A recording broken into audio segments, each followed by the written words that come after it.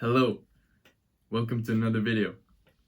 Today we're going to talk about the Bible and specifically how to read the Bible. I'm going to go through first why you should read the Bible, the reasons for it, and then some practical steps in when and where you should read and how to read when you're actually reading. So yeah, let's just get right into it. So first, why you should read the Bible. Okay? Now, the reason to read the Bible is because the Bible is the Word of God. The Bible is a perfect recipe on how to live your life. Think of God. He created the entire universe. And then he created you, and he also loves you, and he wants what's best for you, right? And the Bible is literally just what God wants you to do. And if he loves you and he created the universe, then what he wants you to do will probably be the best for you, right? And also in Matthew 7:24-27, it says, "Everyone then who hears these words and does them will be like a wise man who built his house on the rock. And the rain fell, and the floods came, and the winds blew and beat on the house. But it did not fall, because it had been founded on the rock. And everyone who hears these words of mine and does not do them will be like a foolish man who built his house on the sand. And the rain fell, and the floods came, and the winds blew against the house. And it fell, and great was the fall of it." Right? So, when you read the word, and you hear it, and you do it, your life will go well. But if you don't read it, then your life won't go well. Even if you read it, but doesn't do what it says, it won't really go well, right? And also, Jesus is the Word, right? That might not make a lot of sense to you, right? But Jesus is God, right? And Jesus is the Word. Basically, to get to know someone, you need to spend a lot of time with them, right? And if you want to know Jesus, you need to spend time with him. And he is the Word, right? In John 1:1-2, it says, "In the beginning was the Word, and the Word was with God, and the Word was God. He was in the beginning with God." Right? So it says that in the beginning was the Word, right? So the Word has been from the beginning. And from the beginning just means it has always been there, right? As long as God's been there, the Word has been there from the beginning. And the Word was with God. So God and the Word, they were together. But the Word was also God, right? And this comes back to the Trinity, which is the next video. But the Word was God, and it was with God, both at the same time. And then it says, He was in the beginning with God. This means that the Word is a He. The Word is Jesus. And further down in verse 14, still in John 1, verse 14, "And the Word became flesh and dwelt among us, and we have seen His glory. Glory as the only Son from the Father, full of grace and truth." Right? So the Word became flesh and dwelt among us, right? That's Jesus. And so, when you read the Word, you get to know Jesus because Jesus is the Word. And when you get to know someone, you might have heard the saying that you're the average of the 5 people you spend the most time with, right? And so if Jesus is one of those 5, then you will automatically become more like him, right? And so spending time with Jesus in the Word, in prayer, right? but especially in the Word, it will change you, right? And for the better. So that's why it's important to read the Bible and why you should read it, because it will change your life physically, but also on the inside, right? You will get input and your thoughts will begin to change, and you will begin to feel more positive, right? Every trait of Jesus will be more prevalent in you because you read his word and become more similar to him, right? So that's why you should read the Bible. Okay, so now I want to go over when and where to read the Bible, because most people, when they first begin reading the Bible, they think to themselves, okay, now I'm going to read the Bible every day, right? Then they sit down the first day and they read the Bible. Then the second day, they also find a time and then they sit down and read the Bible. But the second day might not have the evening free, right? They might have read in the evening the first 2 days, but the third day they had something they had to do. And so, oh no, they skipped it, right? And then they stop. Or might try to continue, right? But if you don't have a strong habit or a routine for when you read, you're probably going to miss a lot of days, right? Because if you're just going through your day, right, doing everything else and then just seeing where you have time to read, right, then you probably forget it, right, most days. And so try asking yourself these questions. When do you have time? Right? So if you see in your schedule, or if you just think about your week, do you have time in the morning? Maybe you wake up a bit earlier than most people before work and you think, oh, I might have 10 minutes, 15 minutes before I go to work or school or something, right, to read the Bible. Maybe in the evening, right before going to bed, or right when you get home from work or school, you might have time. So just think about the week. When do you have time to read the Bible? Right? And the second question is, where can you focus the most? Because the thing is, in your room, you're probably, like, the thing you do in your room for the most part is sleeping, right? And the second thing you do most in your room, I don't know what that is, but you know, right? And for most people, that's probably being on their phone or on their computer, watching YouTube, maybe doing work, whatever, right? And so many people, when they try to change their behavior, right? Maybe you, after school every day, you get home and then you go on the computer and you watch some YouTube videos, right?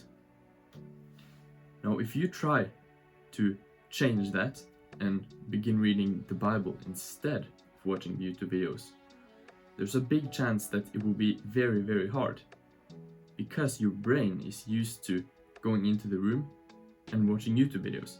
And so when you try to switch it up, your brain goes, oh wait, but I thought we were doing YouTube. And then you're distracted, you're thinking about the YouTube all the time, right? When you're trying to read the Bible. And so that's why try to find a place where you can focus. Maybe you are always in your room and you're not really down in the living room, right? So maybe you can try going down to the living room and read the Bible instead, right? Or maybe you're always in the living room and you're only really up in your room when you're asleep. And so you can try to go to your room and read, right? But finding the space where you can focus the most, that's also really important. So try to find a place and a time that's for your Bible, right? That's the purpose of it. And so if you do that, it will become a habit, right? And so basically, if you stick to that routine, say every day at 9 p.m. before bed, you read for 15 minutes, right? And you do that every single day in your room before you go to bed. Then, after a while, after maybe 2-3 weeks of doing that, it will become a habit. And so then you will almost do it automatically. And then it will be very easy, right? And so, yeah, then it won't be as hard, right? And so the last thing I'll say is also, it's better to read one verse every day than to read the whole Bible every leap year, right? It's like, it's better for you to read 1 minute of the Bible, one verse in the Bible every single day, than to try and read so much, right? So set easy goals for yourself. Think, okay, I have never read the Bible before, and I've never really read a book in my entire life, right? Except in school. And if that's you, then it's probably best to take it slow in the start, right? Maybe try reading a verse every day, or even every second day, right? And then you can begin to read more and more, right? But don't go too fast. Don't say, okay, I will read an entire chapter every day, right? And then after 2 days you give up, right? So set easy goals. Okay, so now we're going to go through how to actually read the Bible. How to do it when you're sitting down with the Bible, you open the pages and you look at the words and you think, okay, where am I going to start? How much am I going to read? Everything like that, right? So I have a 4-step process. The first is pray to God that He will show you the meaning of the words. Pray that you will understand it, right? Because the Bible is full of meaning, right? It's such a deep book, right? You can read the same verse hundreds of times and get a different meaning out of it every time, right? And so basically praying to Him that you'll understand what it says and it will give meaning to your life, right? Because you can like read through the whole Bible and not get anything out of it and continue living your life, right? But if you read and then you take what it says, right, and you think about it, and it actually, you realize that, oh, that's what it means, and then you apply it to your life, then your life will get better, right? But if you just read it like it's a sentence and then forget it, then it's no point, right? So pray to Him that you'll understand. The next is read 1 chapter or less. Okay? And this comes back to the point where if you read the whole Bible, you won't really get much out of it. You might remember the most impressive stories or something that made an impression on you, right? But you will never remember the whole thing, right? And so I would say when you're in the Bible and you're reading, you have these chapters, right? And it's like most Bibles have these big numbers, chapter 2, for example, and 1 and 3, and the books in the Bible have different chapters. So you read 1 chapter or less. That's the second step. And then the third is to reflect, right? So you read 1 chapter and then afterwards you reflect on what you've read. And this way it's much easier because you can probably remember most of what's written in a chapter, right? But if it's a really, really long chapter, like for example Psalm 119, for example, then you might read even less, right? And so, but read a part that you can understand, not more than a chapter, I would recommend. And then reflect on these two things. Number one, what does this mean today? Right? So think about, what does that mean to me and today, for today's society? What does this chapter mean? What does these verses mean, right? You can even do this with one verse. What does this mean today, right? And the second thing is, how can I implement this into my life? So for example, if we take an example with just a single verse, the Proverbs 4:23.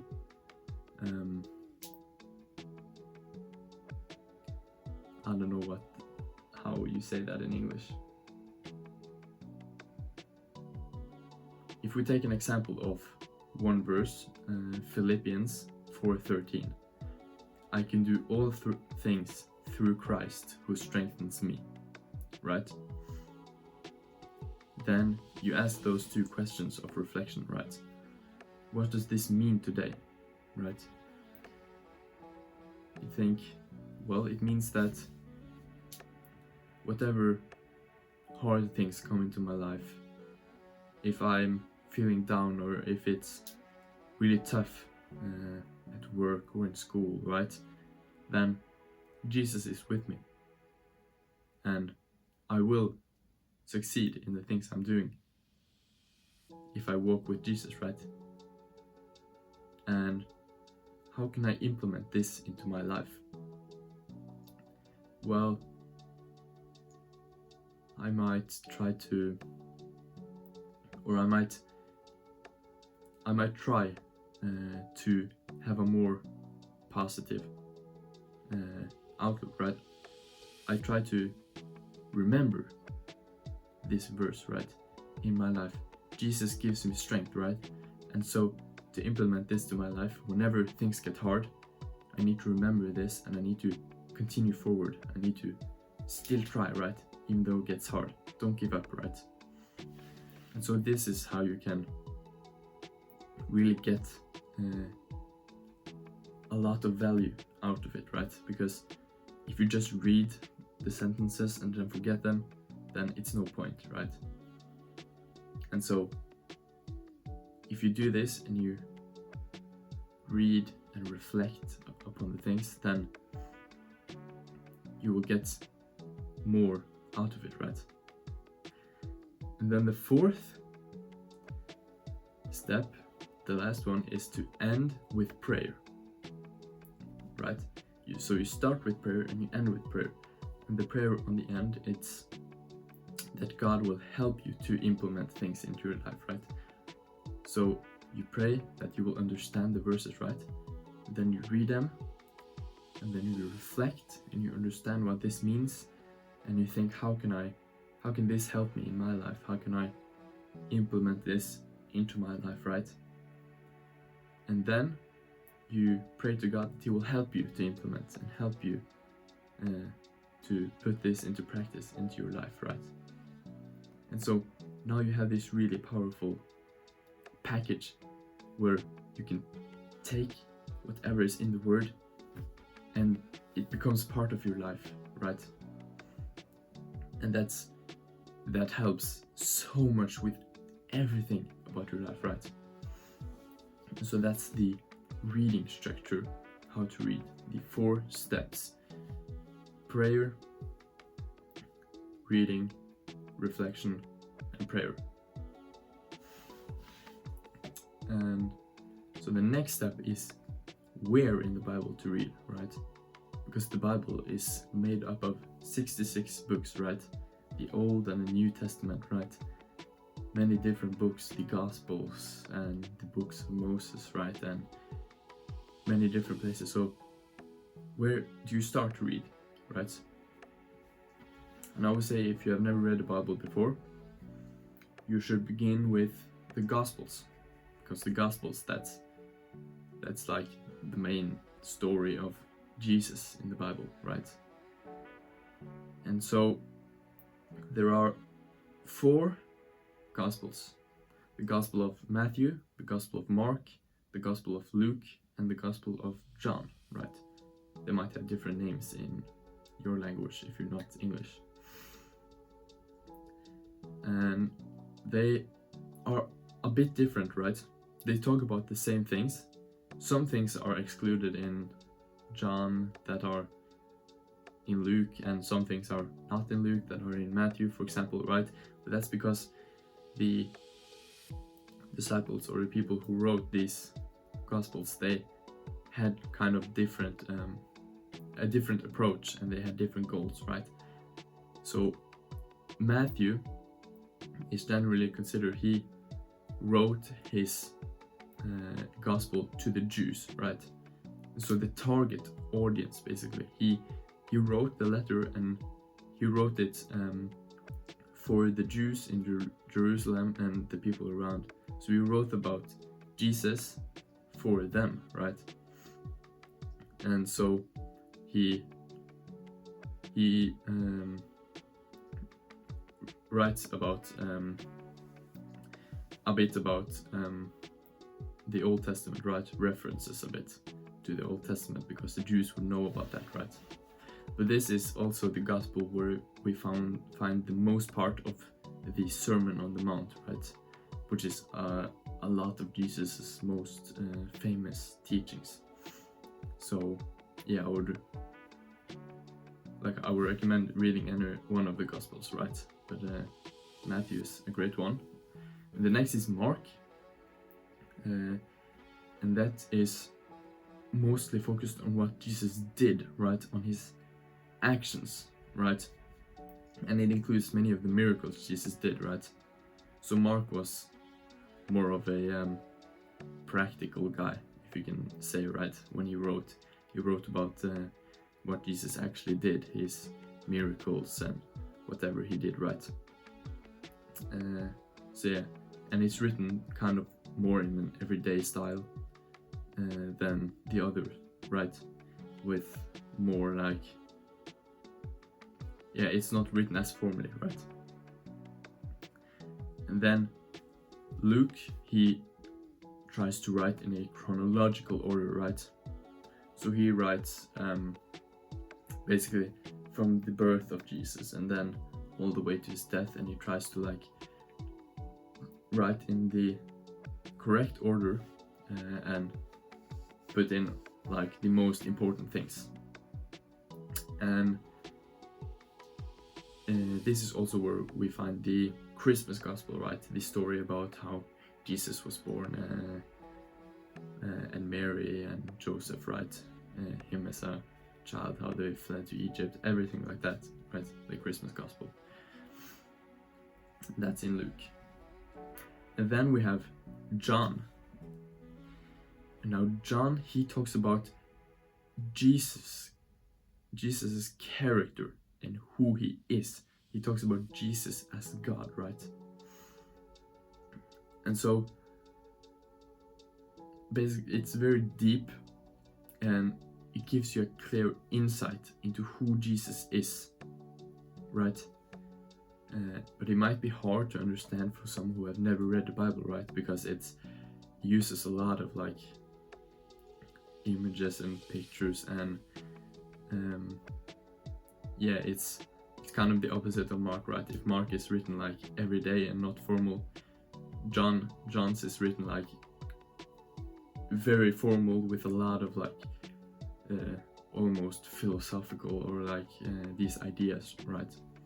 And so it's really deep, and you should really read it one day, right? I think it's my favorite gospel. It has so much, but like every verse is so deep and has so much meaning, right?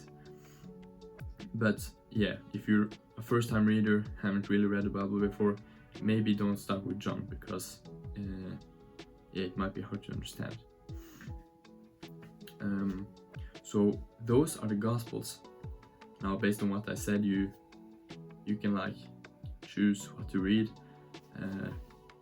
I would recommend Matthew or John, based on how easy it would be for you to read. If you've never read the Bible before and you're not really a good reader, then Matthew would be the best option, I think, for you probably. But yeah, just pick based from what I said. And then after you've read one of the Gospels or more of them, or everyone, right? Then I would recommend reading the book of Acts next. That's the one after John.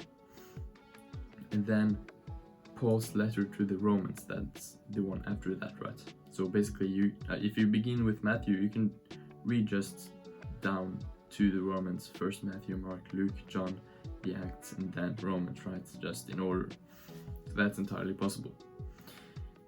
And then after you've read that, you can either continue reading the New Testament, or you can continue to read in the Old Testament.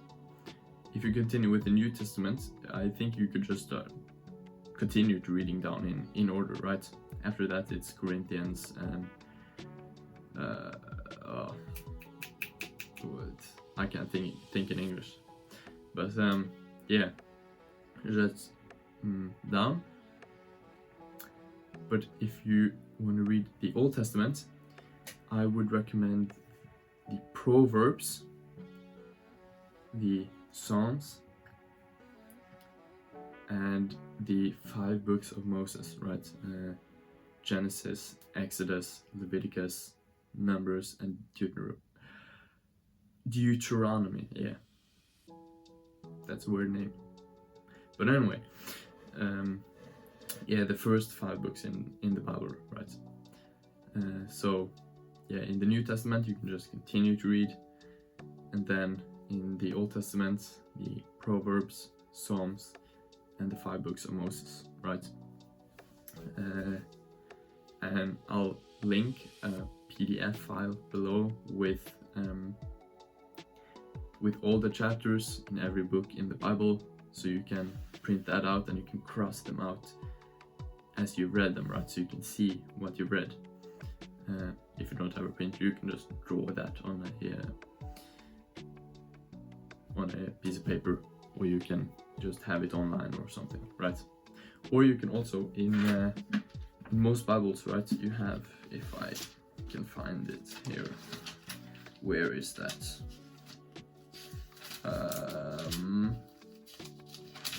Wait. Yes, here. Most Bibles have this, most books have this, I think. It's a registry just of every book, right? So it's not as detailed as the chapters, but you can just say you read Matthew's Gospel, you can just cross that out, right? And then you cross every book out so you can read, so you know what you read, right? And so that's also a way to do it. So yeah, that's basically what to read. And yeah, what to read after that, I would say that say you read the Gospels and Acts and Romans, then you go to the Old Testament and read those books. I think you should read basically just read after you read all of the Gospels or one of the Gospels, or read the Gospels and Acts and Romans, you can read what I said in the Old Testament, Proverbs, Psalms, and the books of Moses, and the New Testament, just some of the letters there, right? And when you've read that, I would say that you can also just continue reading after the 5 books of Moses. You can just continue to read in Joshua and 1st and 2nd book of Samuel, and Kings, and write the books. I think the Bible is kind of a nice order to read, right?